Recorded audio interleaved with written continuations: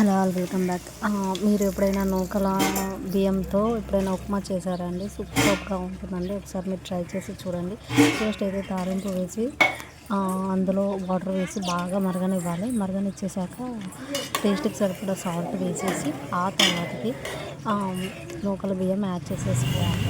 Add చేసేసుకున్నాక ఒక 15 minutes ఉంచేసి రవ్వ రెడీ అయిపోయినట్టే, లైక్ దొడ్డు ఉప్మా టైపు. మీరు ఒకసారి ట్రై చేసి చూడండి అండ్ ఖచ్చితంగా ఇష్టంగా తింటారండి. అండ్ ఫుల్ క్లిప్ లేదండి, తాలింపు క్లిప్. సో మీరైతే ఒకసారి ట్రై చేసి చూడండి. నూకలతోనే రవ్వ టైప్లో చేయండి.